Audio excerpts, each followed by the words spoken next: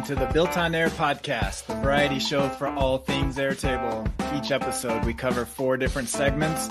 It's always fresh and different and lots of fun while you get the insider info on all things Airtable. Our hosts and guests are some of the most senior experts in the Airtable community. Join us live each week on our YouTube channel every Tuesday at 11 a.m. Eastern. And join our active community at BuiltOnAir.com/join. Before we begin, a word from our sponsor, OnToAir.com. Any business running on Airtable gets the value that Airtable has, but also needs a few more functions to complete their operations. That's where OnToAir comes in. It's a suite of tools for any business running on Airtable to maximize your operations efficiencies and automations. One customer, John, states that OnToAir enables his business to function properly without having to think about building their own software, and that is pretty invaluable. The OnToAir Airtable apps are amazing, and we use them often and are very happy with the results. So join John and hundreds more customers and take your Airtable to the next level with OnToAir. Sign up today with promo code BuiltOnAir for a 10% discount. Check them out at OnToAir.com. And now let's check out today's episode and see what we built on air.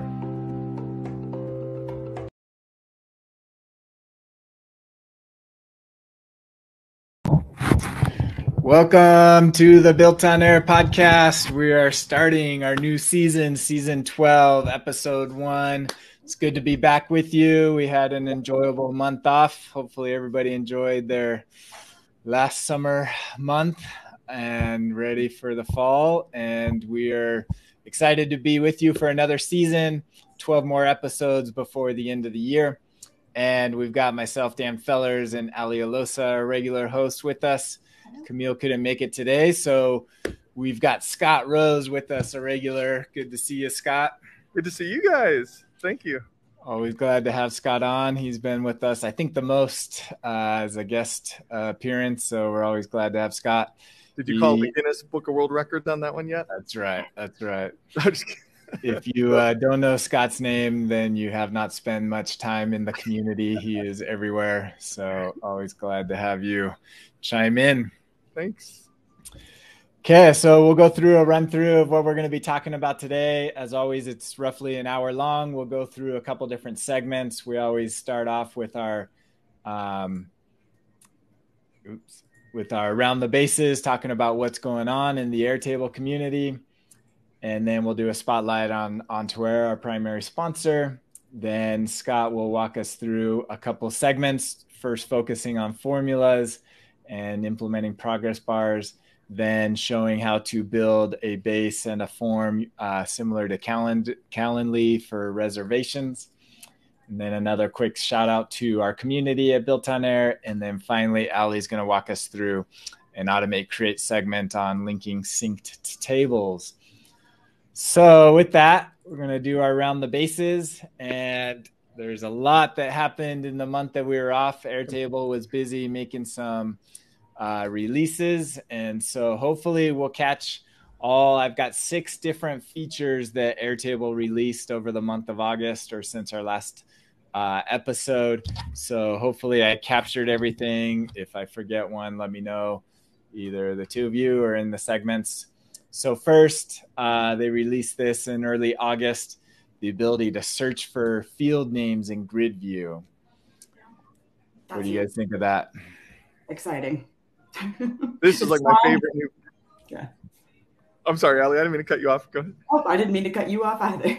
I was just saying it's a small thing, but it's super powerful, and it's been sorely missed for a long time. So I'm glad that they finally implemented that. Yeah, totally agree. This is huge.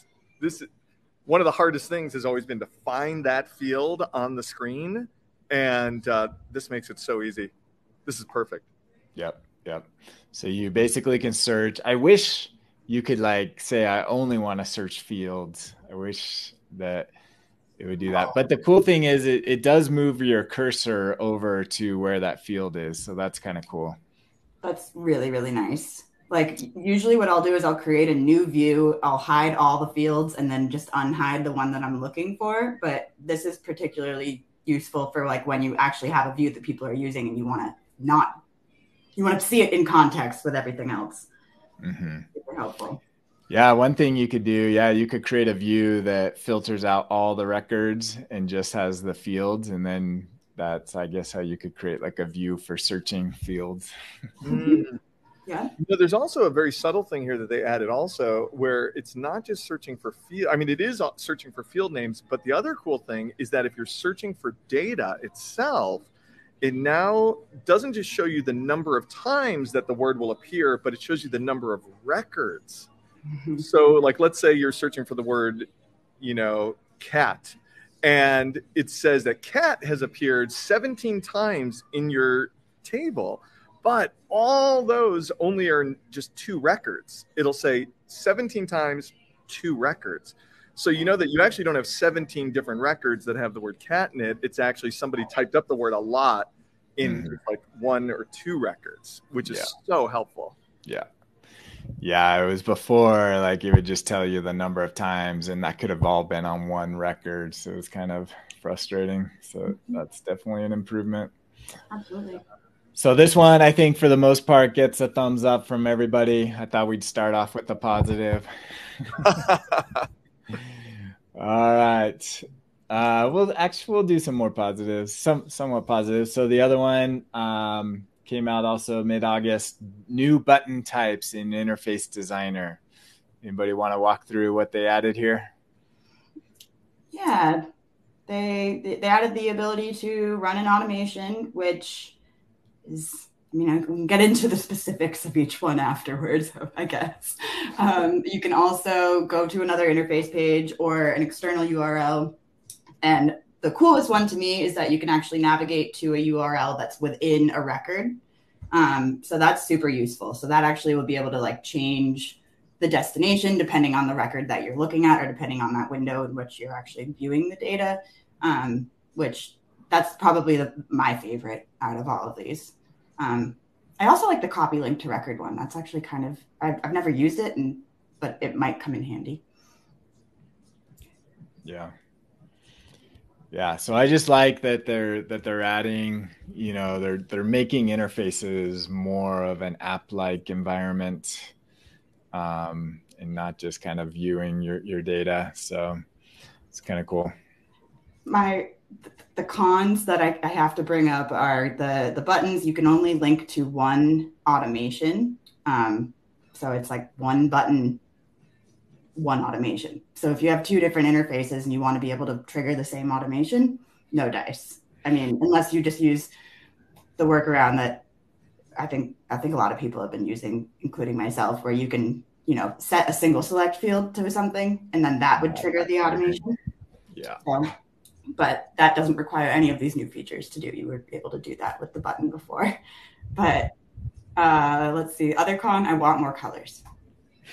And I want to disable features or functionality. So you can say, if it meets these conditions, don't let somebody click the button. Right. Mm-hmm. Yeah.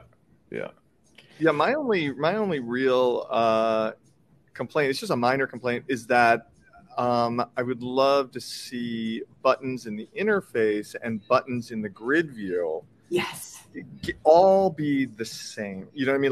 Like all the functionality combined. Mm-hmm. And I know that some things might not apply in different environments, so those choices should just be dimmed if it doesn't match. But yeah, I would sort of like to see sort of a convergence of features. There was some other interface feature that was diverging from the grid view. I'd love things to sort of be the same. Yeah.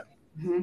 I don't know if I'm explaining that very well, but yeah, it's confusing because you're like, create a button, and you're like, okay, what kind of button? Now there's 2 different types of buttons, and yeah, I often will like do some like hacky stuff in the interface to be able to pull in the button from a record onto the page, so that I'm not actually using the built-in buttons from interfaces. I'm actually using like, it's always to open a URL, right? But like, I have navigation at the top with buttons, not the interface buttons, but like the actual grid view buttons.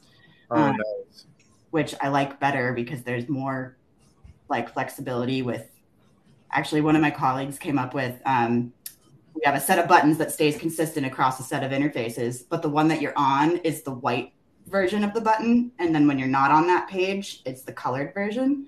So it's really nice. It looks really slick. It like when you're clicking on the buttons, it's like you can see what page you're on. Nice. I can put a screenshot of that in the community later. Yeah, that'd be interesting. That's beautiful. That's a great idea. Cool. So yeah, so definitely useful. I think, we'll just see over time. I interfaces, I think, is going to be sort of their environment for really building out on top of Airtable. And so I think we'll see more and more improvements on that. And we'll talk a little bit later about the interface contest as well that's been out there. So that will come up. All right, next one. This one's a bit more recent. Time zones formatting. Scott, I know you brought something up interesting on that earlier. Yeah, well, in general, this is a huge, huge improvement because time zones have been a real pain point, I think, for people. And I actually created something in the Airtable universe a while ago. It's a sample time zone base with a instructional video showing how you can manage different time zones in your base. But this is such a great addition because this eliminates all the workarounds, or at least many of the workarounds that we used to have to do, because now you can actually specify a time zone for a date field, a date and time field. So they have not rolled this out to just date fields that don't have times attached to them, which might be confusing for people because the date fields on their own will, under the hood, they'll be in GMT time zone. So that can cause some problems under the hood. So hopefully at some point they'll roll it out to date fields as well.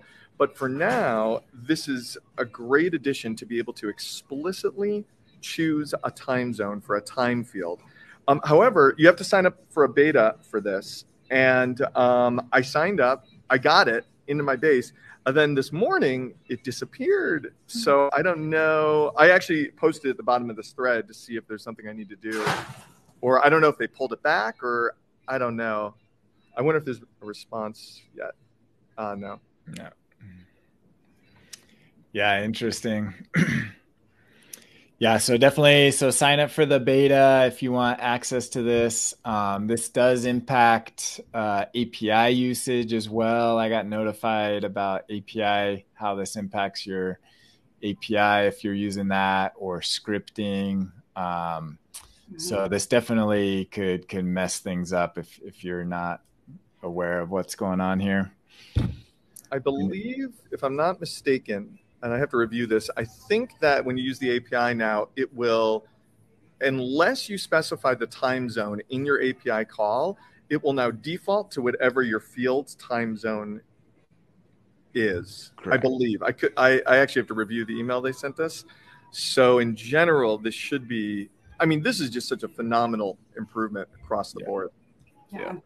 And Scott, I do have to say thank you so much for setting up that Airtable universe base that you mentioned, because I have used that as a reference point for a long time. Oh my God, that's so great to hear. Thanks, Alli. I'm course. so happy it's been helpful for you. It really has. Oh, that's so great. Thank you. It'll soon go obsolete. If they roll this out to date fields, then nobody will ever need to use that again. Still, it's been great to have. Thank you so much, Alli. Good stuff. Yeah. So this is good. I think this is even with this, time zones is still going to be a challenge. It's just always tough to deal with time zones and different time zones, but this definitely helps. The one thing I wish that you could do is you have to configure this for every date field, right? Every date time field. I wish there was a way where, like, at the base level, you could say all my date times, because if you don't do that, if you forget and one field isn't configured and all the others are, that's going to be tough. Yeah. Totally. Which also brings up a good point, which is they also added recently that new toggle where it shows you the time zone. It displays it in the field itself. I think they released that maybe a month ago. That's true. And so that can actually help to let you know if that field has been configured properly or not. Yeah, that's true. That will help. Yeah. Absolutely. Very good. And maybe it will be in the manage field tab where maybe it will show that. I don't know. Maybe. Yeah. Kavan is saying it does show if found field names or field values, including how many records.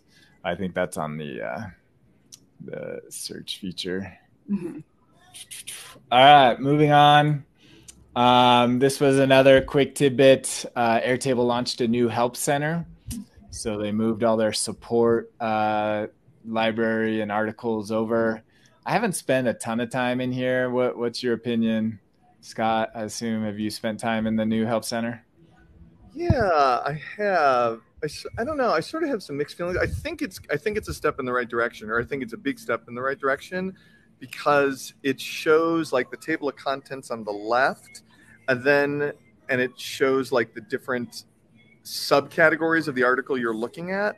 And I think that was more challenging in the past.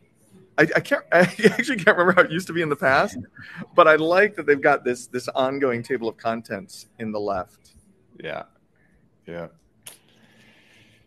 True. So anyways, I thought that was worth pointing out. If you're in the help center, then you're going to get a new experience there. All right, here's another little one. I know this one had mixed review. New shortcuts in the workspaces. So on the main page that lists all your workspaces, they now have these new menu items. Opinions on those? I mean, I don't think they look terrible, but I do think the like new form feels misleading. But I think they're just trying to point out you can use Airtable for forms, but for some reason I can't really quite put my finger on why I think it's misleading, but I just feel like it's like taking away from the database aspect of it, I guess. But maybe that's what they want. I don't know. What do you think, Scott? I have not actually seen this on my workspaces yet. Really? So, yeah. And even after clearing my cache and everything. Huh. So I don't have firsthand experience with this, but hearing what other people have said about this would be a big thumbs down for me. Yeah.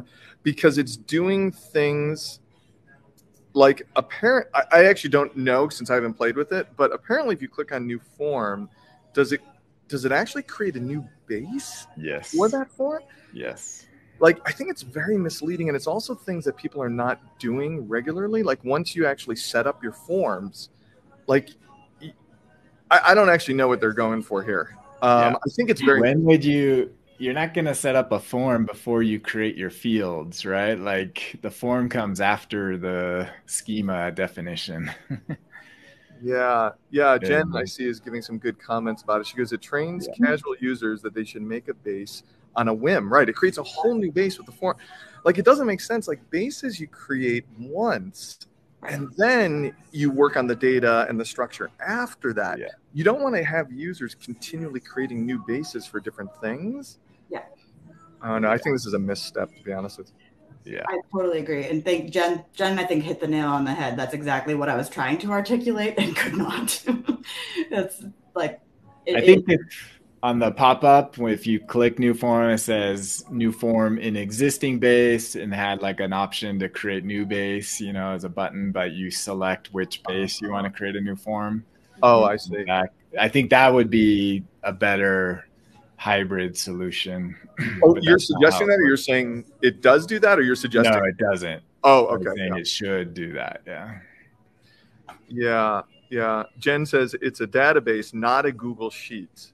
Yeah. Yeah, it's true. I think it's really breaking the concept of what people are using Airtable for. I think it's training them on bad practices as opposed to good practices. Yeah. Yeah, very good.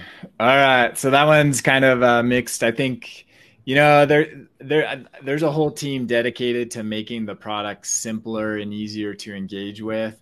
And so from their perspective, like, I see value in this, but for anybody that's created more than a base, it's probably a nuisance. So anyways, next one. Our favorite. Custom record terminology. So they added the ability when you go to, if you click on the tasked where you can, or the table where you can rename the table, it now gives you an option to specify what you call a record in that table. So you can create your own label, but you're only limited to the subset that they've defined for you. Who wants to go after this one? No one was really asking for this that I know of. That's what I'll say. Perfect. Well, the weird thing is right before our podcast today, I logged on to dictionary.com, and the crazy thing is it turns out there's more than 40 nouns in the English language. Apparently. As of this morning. No, this is ridiculous. Nobody was asking for this. It confuses people. And you know what else is crazy about this? Is that it makes guesses as to what your record should be called. I had a client the other day, they set up a new table called company requirements, right? And each record is a requirement. And this thing automatically chose the word company for them. So now it says add a company, new company, number of companies. And they're like, what is going on here? This is a list of requirements, not a list of our companies. But it automatically chose the word company for them. So silly. Yeah. Yeah, this one might need to maybe go back to the drawing board. This one needs to cook a little longer. They also don't have proper plural. They choose person and persons, which I know is grammatically correct, but you don't go around talking about persons typically outside of legal environments. Yeah. It's like, just make it custom for people. Choose a single, choose a plural, and that's it. So they have a whole team apparently that is now curating the list of nouns that they will accept in this list. Yeah. I can't think of a bigger waste of resources than to have a curation team for these nouns. Yeah. I don't know. I'm really down on this one. I don't know. Yeah, I know. I just envision the planning meeting around this and nobody pushed back on it. I mean, and I could see, like, I'm sure, like, I think people mentioned, like, I imagine there is a big potential enterprise client that said, we'll sign up if you have this one feature. And that's like the only thing I could think of. And it's like, under that scenario, like, they need to make a way to make this, only, make it a beta where you at least have to opt into it, Yeah. So, this is an interesting one. Yeah. Well, that kind of did I miss any features? I do want to talk. I thought I had a link to the interface designer. But so we'll talk about that. Any other features that I missed that they released this month or recently? I saw one thing, and Scott, you might have brought this up too, but it was in Slack somewhere, I believe. I don't know that they actually released it or like put it on like the what's new or made a post about it, but there's now a new way to import data where you can email a CSV file to a specific email address that they give you, and it'll populate that table with that data. Yep. So that's kind of interesting. Oh, I think I know that one. That one, it's been around a couple months. We talked about that one last season, but it's getting more traction. I think somebody brought it up, and I know it's not well known because I've talked to people that hadn't heard about that, but definitely we're starting to use that in our consulting projects. So yeah, if you need to get input data in, it has to be an attachment to an email, a CSV, or they support Excel as well. But if it's an attachment, and then we'll sync it into the data. Oh, that's cool. Like what Jen is saying in the comments right now, saying, I wish it was just raw data to record. I totally agree. I yearn for, there was a time when you could, I don't remember what app it was, but you just like forward the email and it just logs it as like a new record, with subject, body, blah, blah, blah. Yeah. Like, that'd be great. Yeah. That I do that through Zapier or Make, but it'd be nice if that was direct. Yeah, like Jen said, without needing glue. So how do you trigger that? Do you go to the import options and it's one of the new options that they give you? Yeah, email data or something. That's the other annoying thing is you can't do it to an existing table. You have to create a new table that it links, that it syncs to. So that's annoying because we already had a table that we then wanted to import, sync from external. And so now we're going to have to create a whole nother table and then map that data into our live feed, data source table. So that part's annoying. That's a bummer. Yeah. So, okay, moving on. So we'll talk about so interface design contest ended mid August, right? Or September, I think, at the beginning, just last week. Oh, so is it still live? It was. They're still judging. They're still judging. They were supposed to. They said that they were going to announce the winners at late August, but then on August 31st at like 8 p.m., Jordan was like, "We got so many submissions that we need more time to look through them all." So I respect that. So they said, I think by tomorrow they're going to announce the winners. I believe. I could be getting that date wrong. Okay. So tomorrow, those are coming out. So, Alli, do you submit? I did. Okay. Scott, did you? I actually did not. I put my chips on Alli to win. Oh, gosh. Dan, did you submit? I did not submit, no. Jen's saying by Friday. Friday. Yeah, it might be by the 9th. Okay. Are there odds? Yeah. Are there any bookies taking odds on who they think's going to win? So we can. Well, I'll bring up one. We'll go to this one. So, if you are familiar with Chris Dancy, a friend of the show, I assume he submitted. I don't know if. Oh yeah. He did say he submitted this. So, if you've ever seen him talk about how he organizes his life, he's now made it public and created a website around what he calls his care table. And this thing is just ridiculous how much is in here. Just the amount of hours to create this, I can't imagine, but definitely worth checking out. I am not built to track my life the way that he does, but it's cool to see somebody do it. I will not be following in his footsteps on this front. He's the most connected man in the world. I thought it meant that he knew the most people. He was connected to the most people. What it meant is he's the most connected to technology at all seconds of the day. Yep. It's unbelievable. Yep. It's incredible. Mm-hmm. Yeah. So this thing is pretty intense. And so I got to imagine that there's got to be a special category for this. Someone's got to create a reality show with him. He was on a Netflix show. Oh, he was? Yeah, I think he did have a documentary about him. Yeah. Yeah. Oh my gosh. I got to see this. It was really cool. I'll see if I can find it. Oh, cool. Thank you. So there's that. So yeah, I think they said they received hundreds of submissions, over 100. So a lot to go through. It'll be interesting to see how they judge them and do that. So we'll definitely review them, assuming they come out this week. So next week we'll be talking about showcasing some interfaces built by the community. 150, Jen says. Jen says she submitted one too. Oh, now I got to put my chips half on Alli, half on Jen. I'm going to hedge my bets. We could both win. There's three times. Three categories. Totally. And then isn't there special categories? And there like I think there's a fourth one, like judge's choice or something. Oh, really? I can't remember. Yeah. Like an open one. So.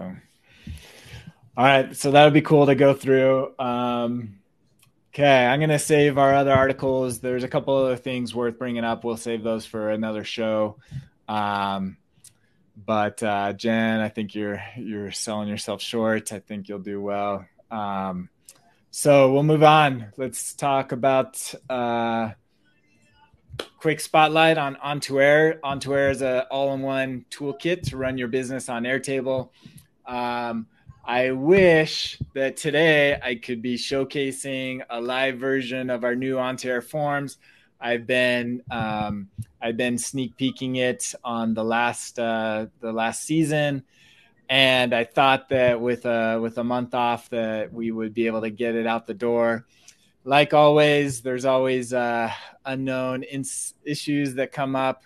We had some database structural issues that just needed to be addressed, and so we completely rebuilt the database. Nobody's ever done that before that is in the Airtable world. So there was definitely a delay. That was at least a 2 or 3 week delay on getting it out the door, but it is close. We're in final testing mode. We're QAing it right now, and we kind of put a halt on feature development so that we could get it out there. We did pull back some features that are close to finishing, but we want to get something out there. So we were rolling it out in the coming weeks to limited use. So if you want to be one of the early testers, Jen, I see you, I hear you, get on our list and we'll get you access to it in the next week or two once we squash some of the bugs. But I'll do a quick briefing on what it kind of will look like. So this is our builder interface and allows you to both create records or update existing records. And we have all of the fields supported. There are some Airtable fields that don't quite work well within the Airtable environment. But because of that, we have the ability to create some custom fields, which is what I wanted to show you. So you can add any of the Airtable fields that are in your base or in your table, or you can create custom fields. So we have static text, dividers, or we have the ability to create a custom formula. The cool thing about this is this formula will update live. So as you're updating the data in your form, it will update on the form itself instead of a formula in Airtable. Doesn't, you'd have to update your form to get the updated version of the formula. So we wanted to make sure that we have that ability so you can have like a running total. It supports Excel-like functions or formulas. And so any formula that's in Excel is built into our formula engine. So it doesn't work exactly like Airtable's formulas, but it actually has more advanced formula functionality. So that is cool. Lots of other things, the ability to work on linked records. So if you have a linked records, you can actually create the sub forms to manage the fields inside of the linked records. So you can update or create linked records inside that form that you're working on. And so you can actually create a form inside of a form for those linked records. And you can go as many layers as you want. So you can have linked records inside of linked records. And it's essentially completely customizable to go as deep as you want. So very cool functionality. Very excited to get this out the door. There are a couple things that won't be there at launch, but will be there shortly after. And we have big plans for the future of making this. Our goal is to make this the standard form solution for working with Airtable. So hopefully that will come to pass. So get on our list, reach out to us. We'll get you in as early access as we can on that in the coming weeks. Dan, this looks awesome. Thank you. It has been a labor of love. This is what I spent almost every waking hour of August working on this, and excited to get people using it. I love it. Can I ask a question about that real quick, what you just showed? Yep. With the formulas, I love that it's actually creating the formulas in your product itself without modifying the Airtable base. Does it do the same thing with the linked records? Can you be like adding linked records and not until you save it does it affect Airtable? That's funny that you asked that. We actually went back and forth, and I was debating on the approach to take. And so it sounds like you're arguing against what we decided. So actually our first version was it didn't create it until after the form was submitted. But the issue there is because we do still support lookup fields. And so when you edit, so we switched it to saving it as you're done creating or editing the linked record. And what I was thinking of doing was down the road is making that configurable where it could work either way. But we were thinking the default, and we looked at, alternative solutions, and we felt the default should be creating it right away instead of on the fly or at the end. But we could potentially add that as like a configuration option where you say don't save until you submit the form. So that's something we could consider for the future. Very cool. I guess if somebody added a form, add a line item and then deleted the line item, it would just sort of be orphaned behind an Airtable, right? That's what the other form solutions do also. What's that? Yeah. So it's not people are already dealing with that, but you're dealing with the limitations of Airtable. Yeah. I totally get it. But we do have the ability to team creating on the fly, Melanie says. So so we've got both, and we went back and forth and debated that and decided to do this, but we can do it the other way because it actually used to work that way originally. This is awesome. Yeah. So that's super cool. Yeah, I think there's pros and cons to both approaches. Yeah. For sure. But the ability, like linked records, so it's similar. If you've used our job form solution, one of the cool things is like the ability to filter via the URL, the parameters, or what fields you can see in a linked record. So you can actually have dynamic filters from the URL or from other field dependencies. So you can filter records that you can select in a linked record based off of what you type in a single select field, or for example.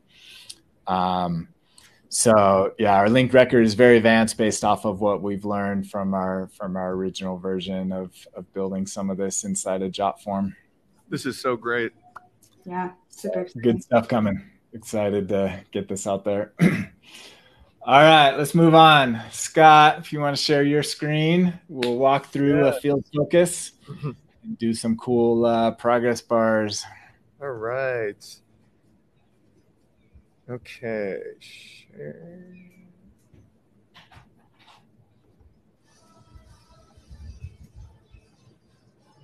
There we go. You're up.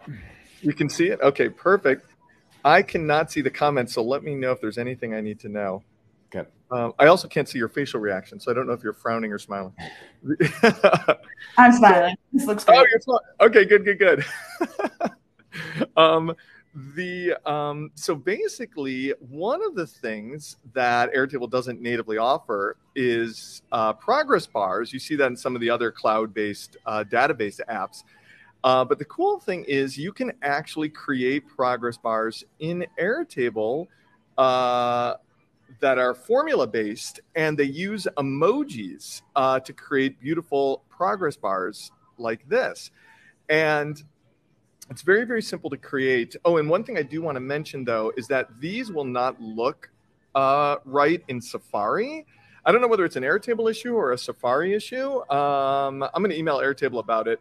So I'm using Chrome. So this looks perfect in Chrome, but it doesn't look good in Safari. And so basically, I'm going to go into this formula here. Well, actually, first I should explain what we've got here. We've got 10 different projects listed here. And then I've got a progress bar here based on this number field. So I've numbered these projects 1 through 10 to indicate that there is a progress to every project. 1 means you've just started the project. You're only 10% of the way through it. And when you reach the number 10, you've actually completed the project. You've gotten to 100%. And your progress bar goes from being a red progress bar to a green progress bar. And it shows you here what the percentages are along the way. And so to do this with the formula field, it's super easy. You just need to use the repetition function.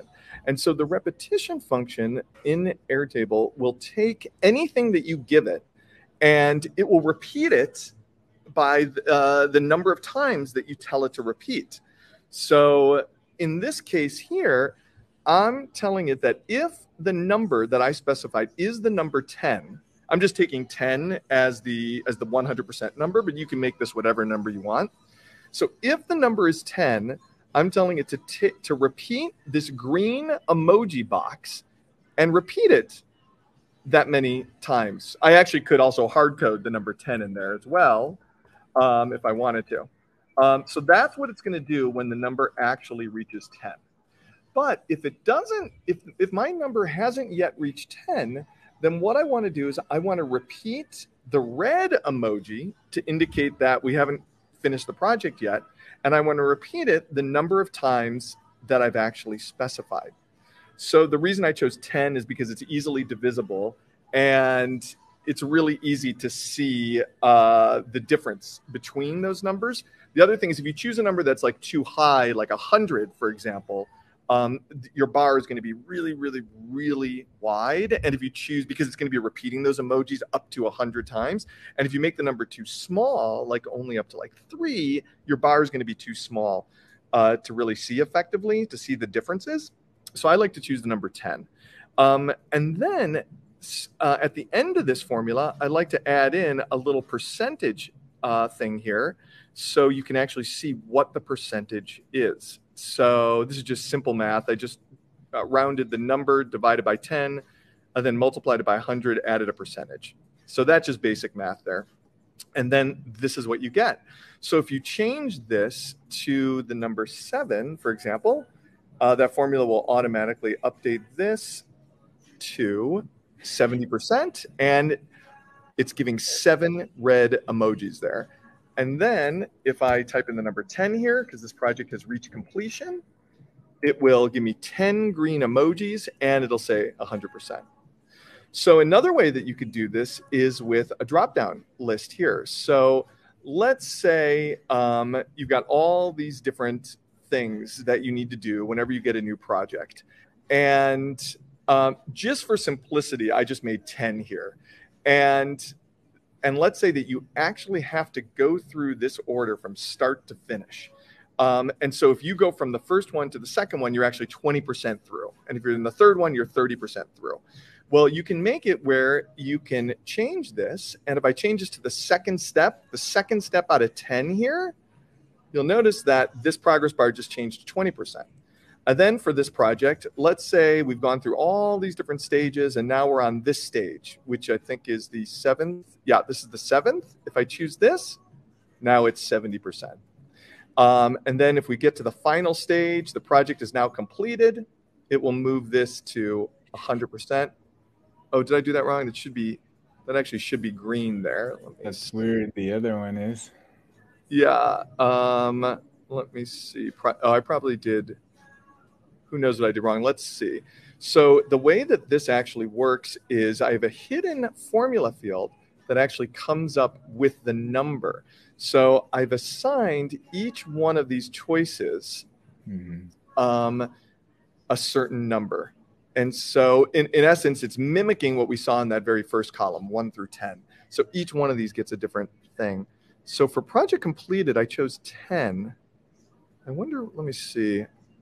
I think that's a bug. What happened here? Oh, you know what? Here's the problem. I'm referencing the old column here. Number, yeah. Yep, I chose the first column. So there we go. And now we have 100% here for this project. And so that's how you would do that. So behind the scenes, I just sort of glossed over that, but I used the switch function to assign a certain number between 1 and 10 to each one of those options. Similarly, you can also do it with roll-up fields and linked records. So what I did was I also created a roll-up field here, and you can make this roll-up field however you'd like. You know, whether you want to count things or give you the maximum of values, you know, or whatever you want.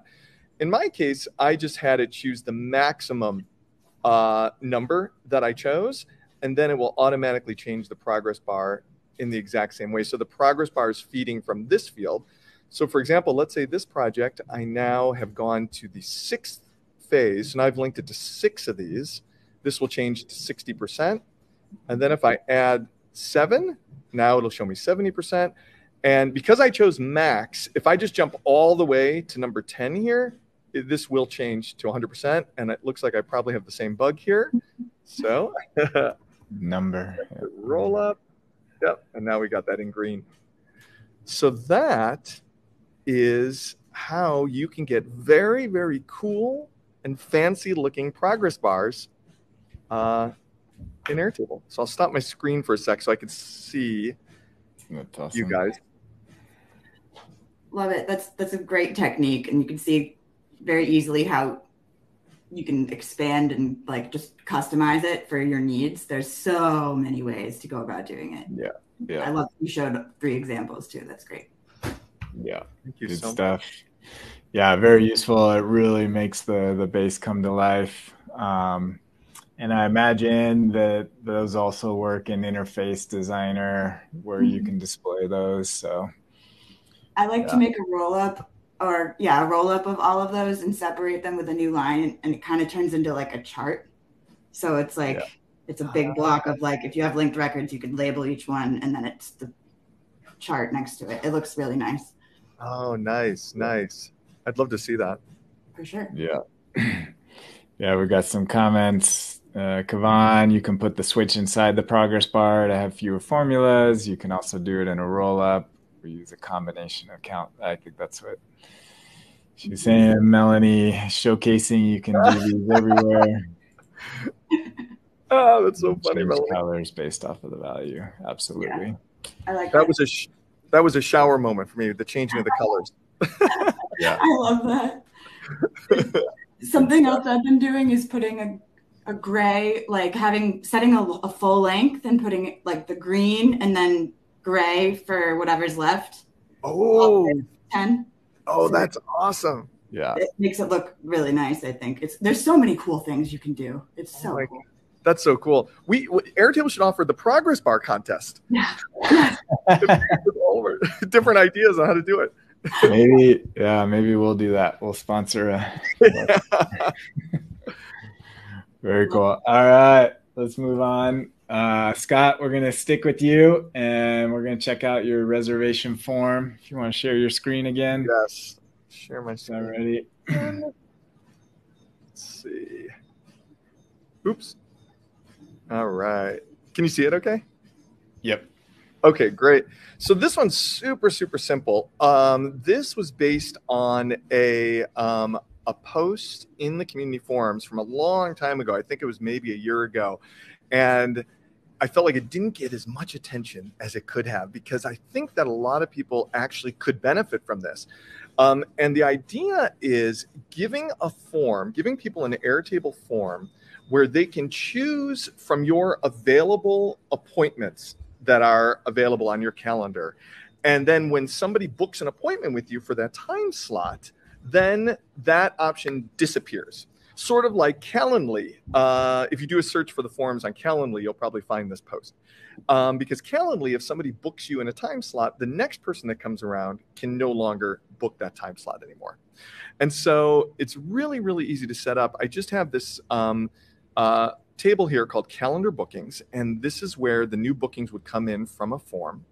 And you can see if I switch to my form here, I have a very simple form here that says, please schedule an appointment with me. Ask for your name, your email, any notes. And then here is where the magic happens. This is where you get to choose a date and a time. So this is a linked record field that links to this table called available dates. And so the way that you actually would set this up is you actually have to manually come in here. So this is a little different than Calendly because you have to manually manage this, and you would add all the times that you are currently available to be booked for an appointment. So let's say I want to add a time here on the 22nd of September, and I want to make this 12:30 p.m. So now I have 7 different times that I've specified that I'm available. And what I've done here is I've created another view that's called Not Yet Booked.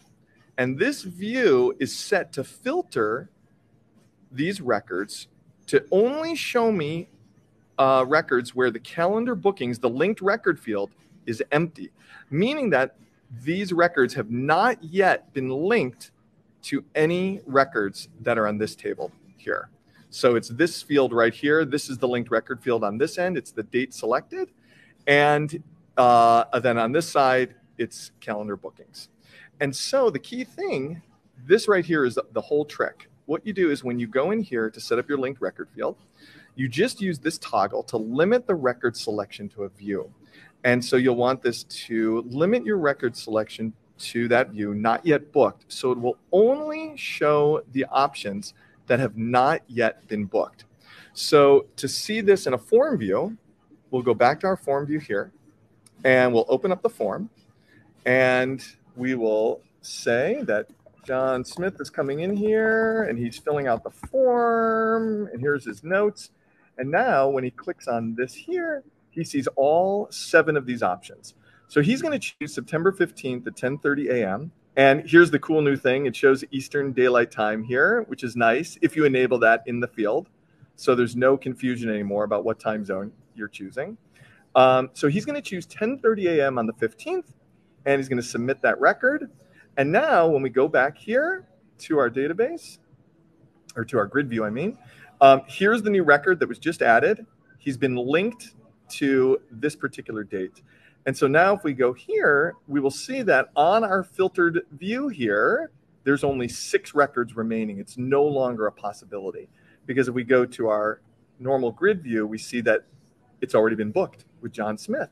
So the next person that comes around and submits a response, the next person will come here, and when they click on this button, 10:30 a.m. on the 15th is no longer there.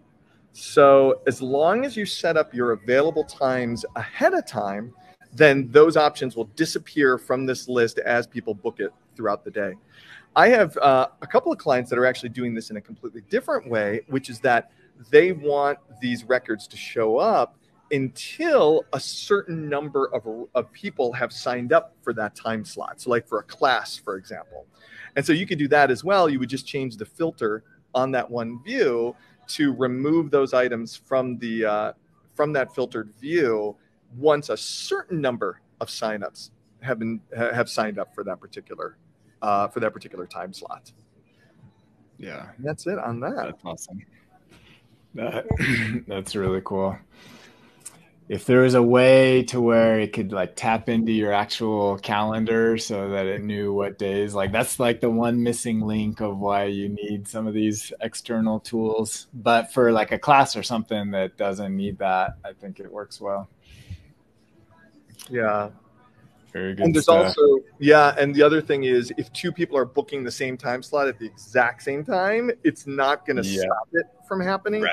Like Calendly will alert you and say, "Oh, someone just booked that while you were dilly-dallying around." Yeah, for sure. Yeah, there's some nuances there. So, All right, thank you, Scott. We're gonna move on. Give time for Alli to wrap us up here. If you want to get ready, Alli, real quick, I'll give a shout out to BuiltOnAir, our community. If you're not already in our Slack group, we want you in there.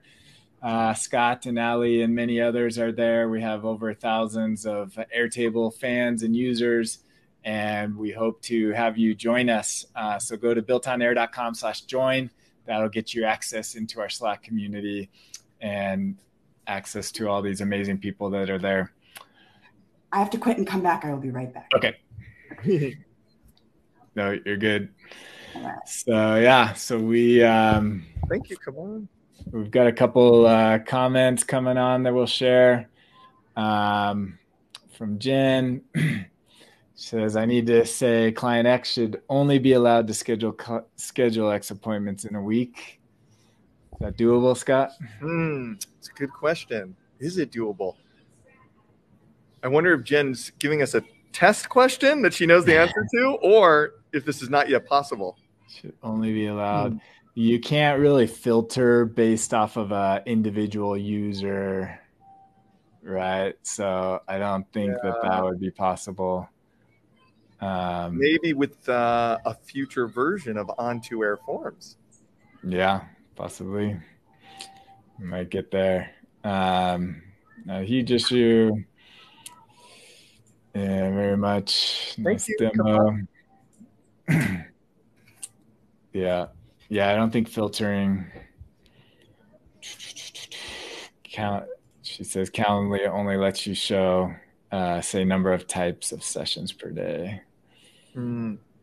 Kavan, let the client schedule appointment and then have an automation. Yeah, so you could do it after the fact with an automation. Right. Oh yeah, that's a great idea. Then send the email to the client letting them know that their appointment was canceled. Yeah. Yeah. All right, there you are, Alli. Hi. All right. Sorry, technical difficulties. All right, so this is something pretty simple. I think we can cover this in 4 minutes. I've got here a base I use for demos pretty often. It's pretty involved with lots of different tables, and I've got company vehicles that are being, tracked as to what their purpose is and the plate number, etc. But let's say I need to sync this out to another base for any number of reasons. Like maybe I want to just show only the vehicles and locations to other employees. Like I could embed that on my intranet or whatever that use case might be. So if I have both of these tables, company vehicles and locations, synced into a different base, that's where we're going to start off this use case. So in the base here, if I unhide in the source base, I should say, actually vehicles. Yeah. So I have this linked record field called vehicles, which is linking to my company vehicles table. However, in the synced base, these two tables are no longer linked together. And if I want to get any fancier with this and actually, have these records communicate to the location that they're linked to, I want to make sure that they are actually physically linked together in Airtable. And after a lot of trial and error and like different approaches, this is a way that I've kind of settled on doing this. So I've synced over the record ID from the source base of each location record. And then in the source base on the company vehicles table, this is a roll up, but essentially this is the same output as what a lookup would give you, but it's a string by default. So this is just my little technique of pulling something over instead of using a lookup. But I've got that location record ID on both of the synced views that I'm sending over to that other base. And so if I want to link this to locations, I obviously can't use this record ID anymore because the locations table now has a new set of record IDs. Like if I were to actually use the record ID function in a formula here,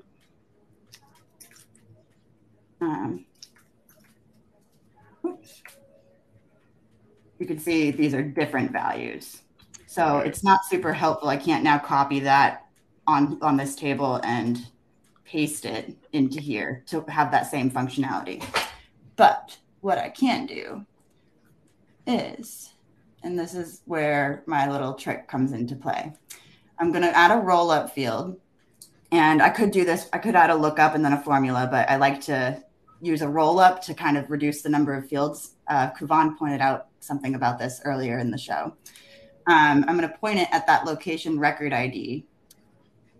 And then I'm going to say, all right, if I know the location record ID that this should be tied to, that this vehicle row should be tied to. So in other words, if I have a value in this field, location record ID, then I want to make sure that I'm linked to the same value in the other table. So I want to say if, I'm going to just type that big, long, ugly formula again, values does not equal location record ID, then I know I want to, and I like to use a little lightning bolt just to make it look pretty, update location link. Okay. And then same thing here.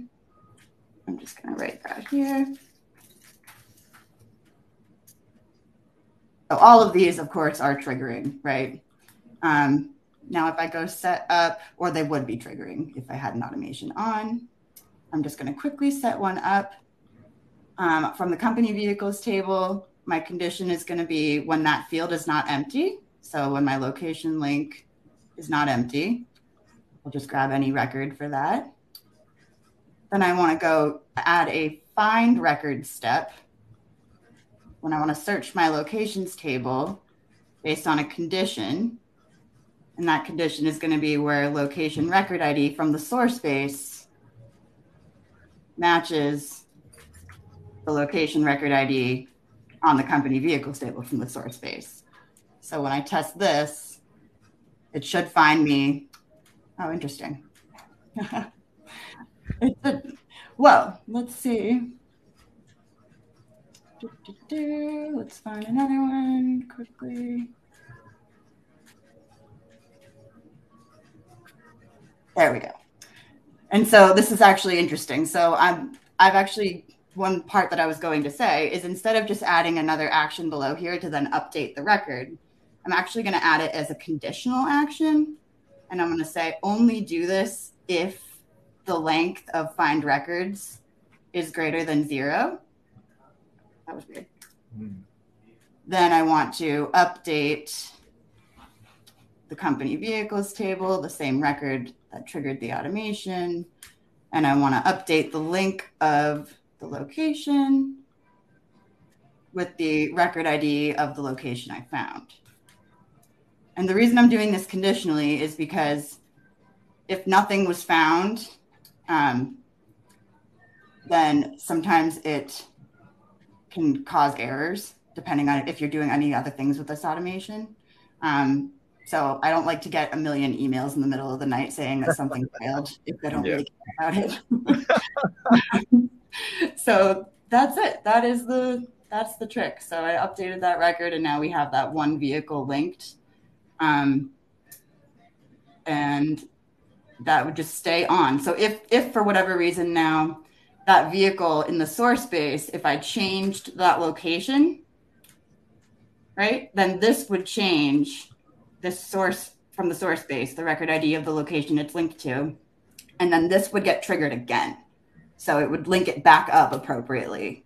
It keeps it in sync always. Awesome. That is awesome. That's really cool. That solves a major limitation with syncing. Thank you. Yeah.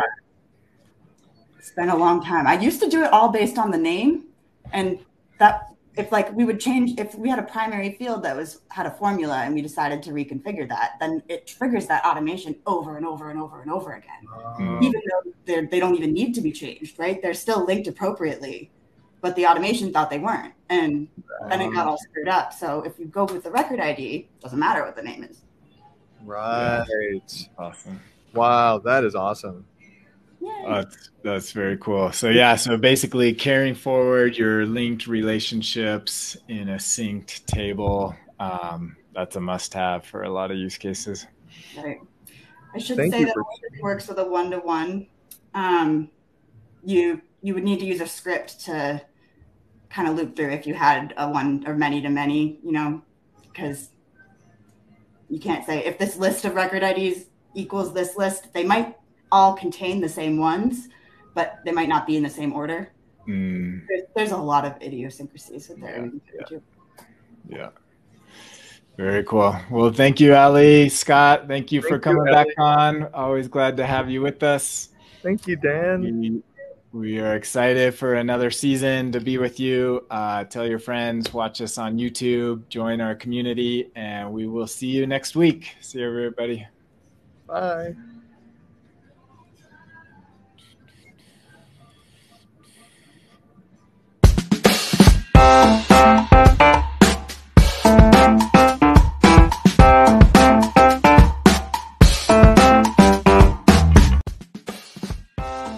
Thank you for joining today's episode. We hope you enjoyed it. Be sure to check out our sponsor, ontoair.com, and we will see you next time on the BuiltOnAir podcast.